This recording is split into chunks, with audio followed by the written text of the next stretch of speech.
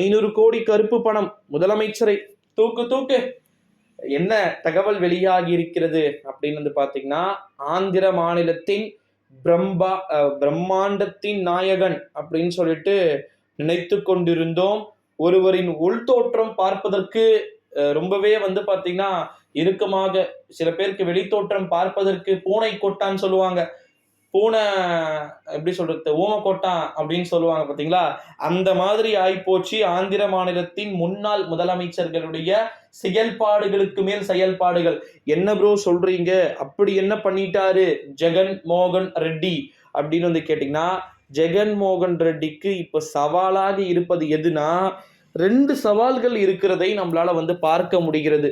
ஒன்று என்ன சவால் அப்படின்னு வந்து பாத்தீங்கன்னா, பாரதிய ஜனதா கட்சியை பொறுத்த வரைக்கும், ஓகேங்களா, பாரதிய ஜனதா பார்ட்டியை பொறுத்த வரைக்கும் இப்ப என்ன ரூல் பிளே பண்ண போறாங்க அப்படின்னா, நிச்சயமா ஜெகன் மோகன் ரெட்டி எந்த நேரத்தில் வேண்டுமானாலும் சிறைக்கு செல்வதற்கான வாய்ப்புகள் இருப்பதாக அங்கு தகவல்கள் வந்து தெரிவிக்கப்படுகிறது.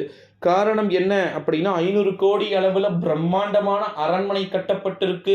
செய்தியாளர்களுக்கு கூட உள்ள சந்திப்புகள் கிடையாது. அதற்கு பிறகு வந்து பாத்தீங்கன்னா மக்களுக்கு, பொதுமக்களுக்கு சந்திப்புகள் கிடையாது. இப்படி ஏகப்பட்ட விஷயங்கள் அப்படின்றது வந்து பாத்தீங்கன்னா ஆந்திர மாநில அரசியலை ஒட்டுமொத்தமாக வந்து பாத்தீங்கன்னா புரட்டி போட்டு இருக்கக்கூடிய ஒரு சூழ்நிலையிலே நான் ஒன்றை மட்டும் சொல்லிக்கொள்ள ஆசைப்படுகிறேன். என்ன அப்படின்னு வந்து பாத்தீங்கன்னா, 500 கோடி அளவிற்கு கருப்பு பணத்தை வந்து பாத்தீங்கன்னா முதலமைச்சர் அவர்கள் பதுக்கி வைக்கப்பட்டிருக்கிறார் அப்படின்னா, கிட்டத்தட்ட 13 சிபிஐ கேசஸ் வந்து பாத்தீங்கன்னா ஜெகன் மோகன் ரெட்டியின் மீது இருக்கிறதா.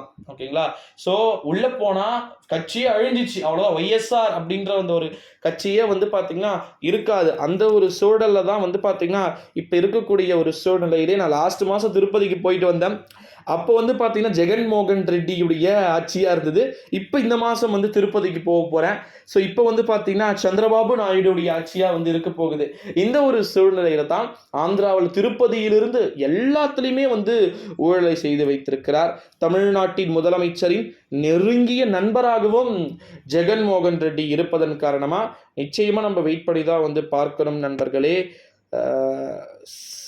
எப்படி சங்கட்டமான ஒரு சூழ்நிலைக்கு ஜெகன் தள்ளப்பட்டிருப்பது. முதல் முறை துரோகத்தால் வீழ்த்தப்பட்டு சொந்த தங்கச்சியே அண்ணனுக்கு எதிராக அங்கு காங்கிரஸில் போய் இணைந்தது.